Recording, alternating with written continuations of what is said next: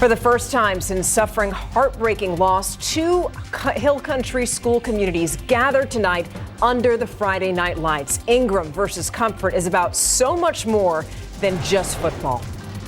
Also, another inmate at the Bexar County jail has died. But we start from KSAT 12. The Nightbeat starts right now. And we begin here tonight. Thank you so much for joining us tonight. Football isn't just a game over in the Hill Country for two teams in the area who were rocked by the deadly floods on July 4th. Tonight's regional matchup is about the entire community. Ingram and Comfort High Schools facing off tonight. The night team Zaria Oates has been at that game. Zaria, tell us, how are people feeling out there? Hey, everyone is so excited to be here, but you can really just feel the energy, feel that in everyone's hearts. They're excited to be here. You can also hear it behind me as they score touchdowns. But we talked to a lot of people who are out here tonight about how important it was to be out here and how important it is for so much of the community to show up tonight.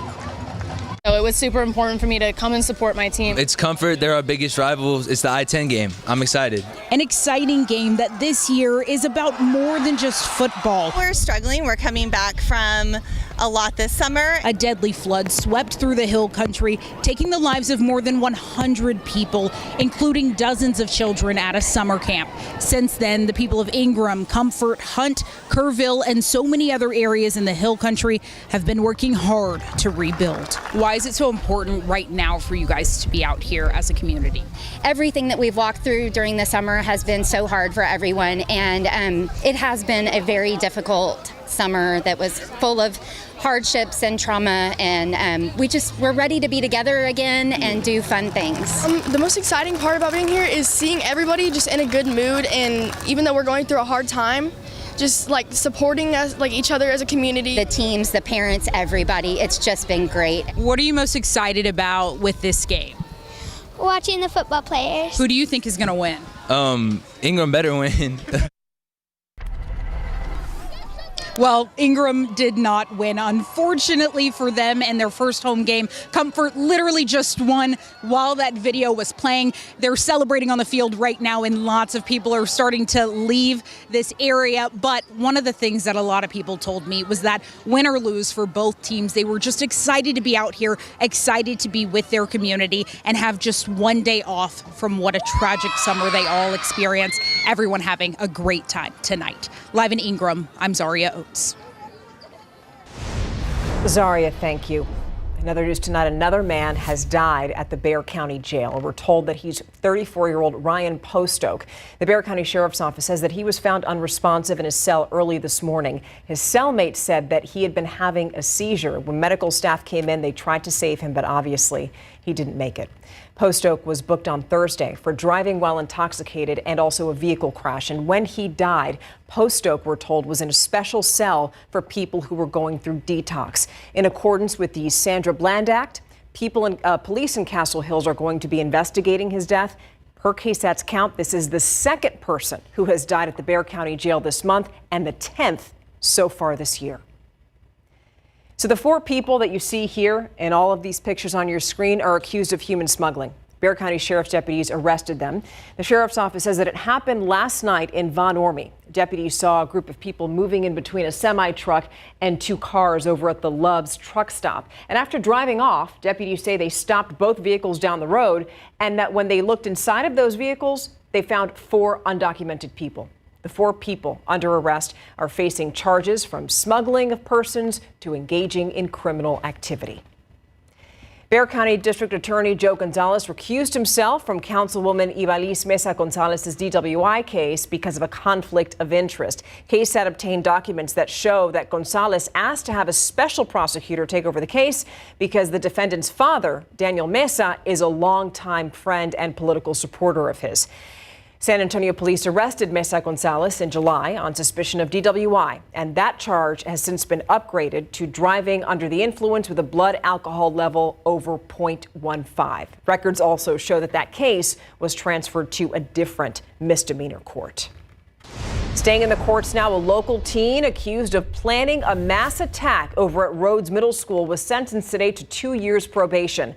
Judge William Cruz Shaw, who has been overseeing that case, also gave that teen strict conditions. like a curfew, counseling. Also, no contact is allowed with Rhodes Middle School. He also can't possess or access ammunition, weapons, or anything flammable. He also has to give the court all of his social media screen names and passwords. Just listen to what the judge, told him today in court. And that cannot be the crutch for the rest of your life. You're going to have to move on from all of that, move on from this, and be a productive member of society. In the video that we were showing you before, there you go. That's the teen's mother, Ashley Pardo. She's also facing charges in connection with the case. Investigators say that she bought her son ammunition and tactical gear, even though he was planning to carry out acts of violence. She, by the way, has not yet been indicted. A man accused of vandalism and a false active shooter alert now behind bars. That's 42-year-old Germán Hernández Estrada. Investigators say that he was caught on camera smashing windows at businesses in the medical center. And in a separate incident, he's also accused of throwing a rock at a window on the UT Health campus, triggering a false active shooter alert earlier this week. A business owner over at the medical center just can't believe that both of these cases are related. No, they thought it was an active shooter, and come to find out it was a guy throwing rocks in the windows. But I can imagine how scared the people were there. As it stands right now, Estrada faces charges for damaging property. One man is dead, another man is injured after a double shooting over on the east side. San Antonio police were actually nearby when they heard those gunshots. And then when they got to the scene, they said they found a 21-year-old man shot in the leg and a 23-year-old shot in the abdomen. Both of them were taken to the hospital, where the 23-year-old later died. His death has been ruled a homicide. Investigators are still trying to figure out what led to the shooting and also who the shooter is. This morning, yet another dog attack. The Bexar County Sheriff's Office tells KSAT that an Amazon delivery driver was attacked on the job on West Montgomery near Cinco de Mayo Drive. Deputies say that an Australian cattle dog bit the driver, who suffered 2 small puncture wounds but is expected to be okay. Preliminary reports confirm that that dog is properly vaccinated, but just as a precaution, it's going to be in quarantine for the next 10 days. By KSAT's count, this is the 4th dog attack in the last 13 days, 3 of the 4 involving a delivery driver. Parents are concerned about phone issues over at Pearsall Junior High School. Not all phone calls are going through. Pearsall ISD went on Facebook yesterday sharing that its phone system was experiencing an outage, and right now they only have 2 phone lines available for parents and the community. So communication is limited until the issue gets fixed. We need the phones here. It's an emergency. We need it. Hopefully they can figure this all out by Monday. Parents are worried that the issue is putting kids in danger if there's an emergency, because keep in mind that a new state law that bans students from using their cell phones during the school day is now in effect. The school says that it is working with AT&T to fix that issue. Still ahead, we're going to have some fun. More big performers are going to be at the San Antonio Stock Show and Rodeo, and we're going to be sharing that list with you. Also this, say it with me, banana ball. Yeah, that sport is going viral, and it's in town this weekend. Don't worry if you don't yet know what it is. We're going to explain that and also tell you why the local game is already sold out. All of that coming up. I'm just going to say it. Banana ball sounds like a lot of fun, and 'tis the season, apparently. The Texas Tailgaters are facing off against the Party Animals this weekend right here in San Antonio. If you're not familiar, banana ball mixes baseball with entertainment. Players are known to do backflips, splits, and just break out into dance, kind of like what Adam Caskey does here in the studio. Both games this weekend are sold out, but if you would like season tickets to support your Texas Tailgaters, we have more information for you on KSAT.com. And we're going to keep the fun going because the San Antonio Stock Show and Rodeo has announced a second round of headliners. The lineup now includes Hank Williams Jr., Hudson Westbrook, Robert Earl Keen, and Luda.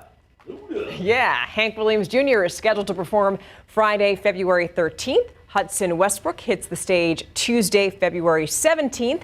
Robert Earl Keen is going to perform Thursday, February 19th. And Ludacris is going to perform on Friday, February 27th. You can get tickets online.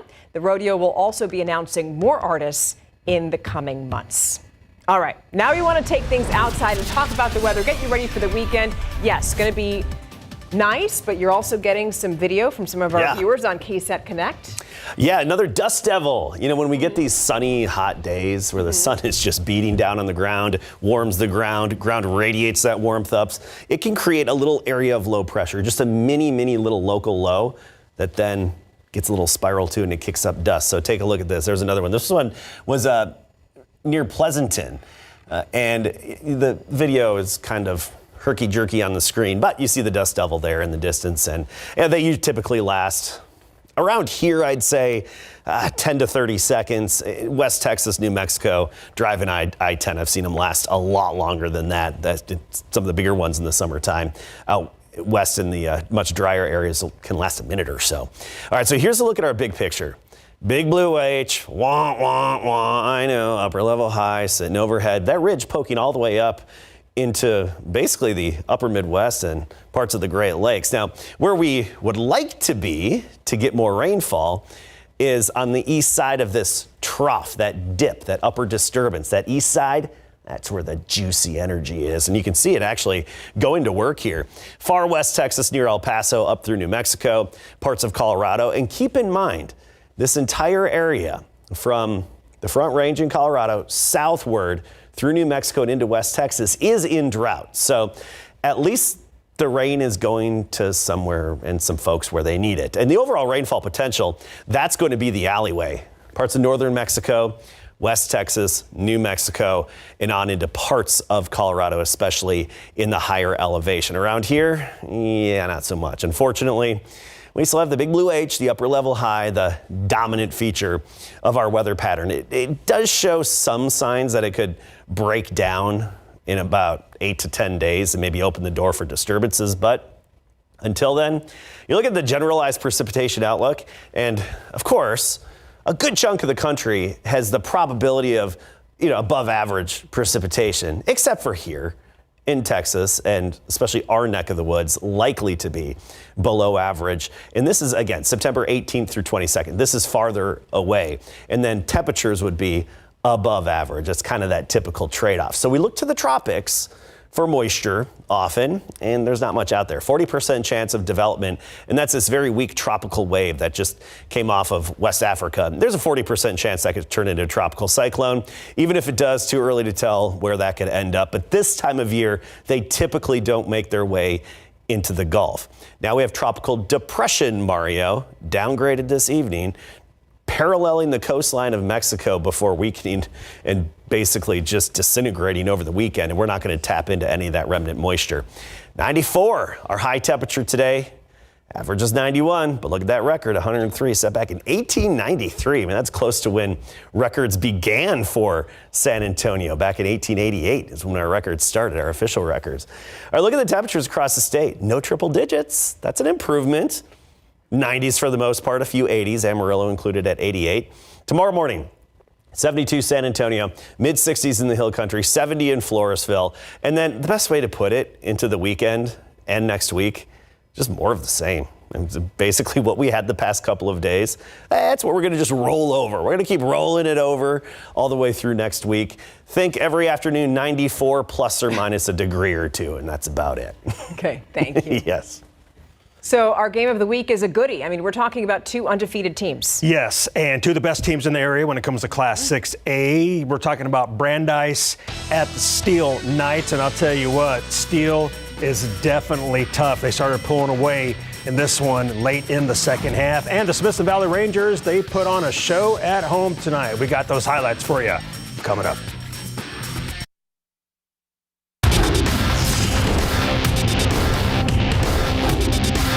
Tonight, Brandeis versus Steel. You're watching big game coverage on KSAT 12.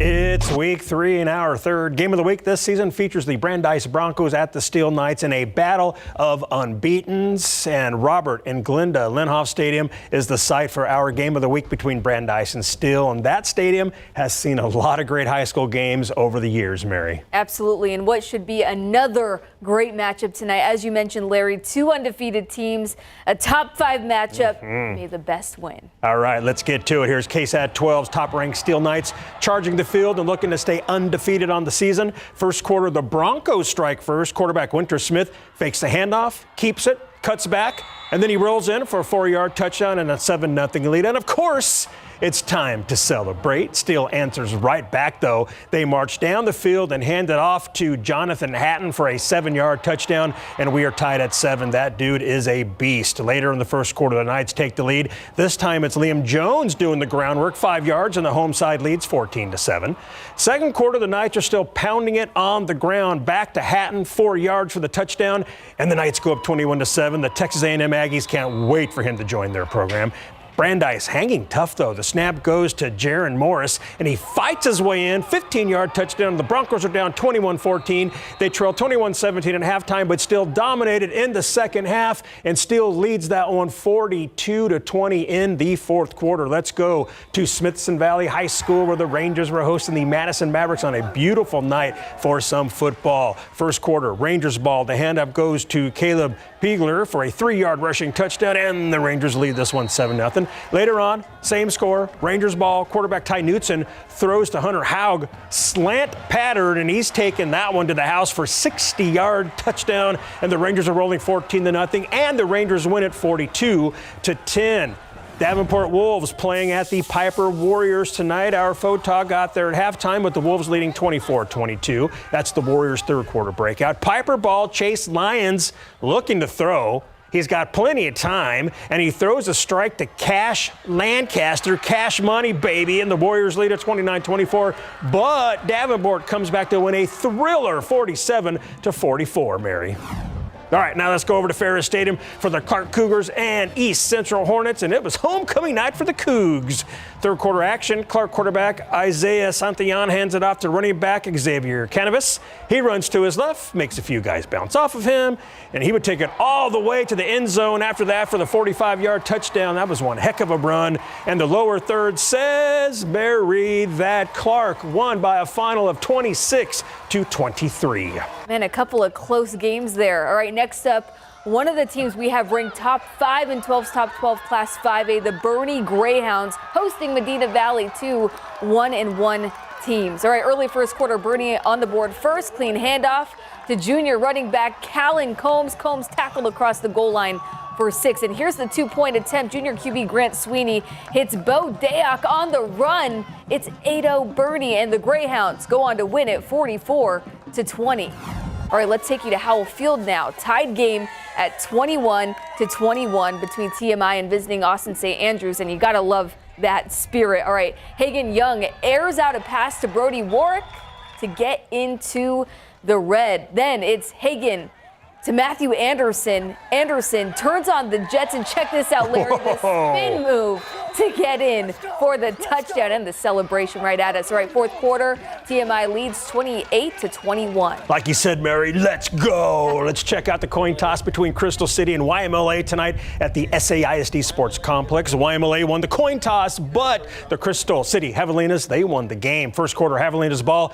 Handoff goes to number 3, Adrian Zavala. He runs through a nice hole. Thank you, offensive line. He gets down the sideline and just outruns the defense for a 54-yard touchdown and 7-0 Crystal City lead. A little bit later, quarterback Christopher Minna goes over the top and drops one in the bucket to Michael Trevino. 64 yards to the house, and the Hogs lead 13-0, and Crystal City rolls 73-6. Moving on, the Blanco Panthers were in town visiting the Lanier Vokes at Alamo Stadium tonight. Second quarter, Panthers ball up 14-0. When they add more, the handoff goes to Colton Kubel. He breaks an arm tackle, then just runs over a dude, and there he goes off to the races, taking that baby to the bank, 62 yards, and the Panthers lead at 21-0, and Blanco wins in a shutout, Mary, 35-0. All right, well, this is a rivalry game the towns of Ingram and Comfort live for. Ingram Moore is 0-2, Comfort 2-0, but it's time to throw out those records for this rivalry game. The home team Warriors got on the board with the safety, then added to their lead by recovering this botch snap in the red zone. It's 9-0 Ingram.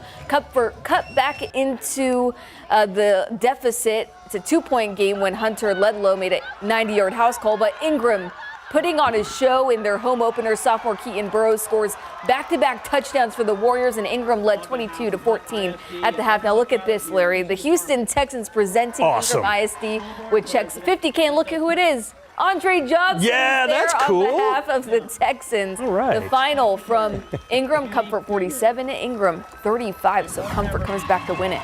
And Stevens looking to get the win for the first time this season, hosting Holmes tonight. And it looks like color rush night. Huskies in the all yellows. First drive, Zach Torres with the toss to Deontay Corley. But it's Larry Adame who knocks him out of bounds. The Huskies, though, punch it in right after. And this was all Stevens from that point.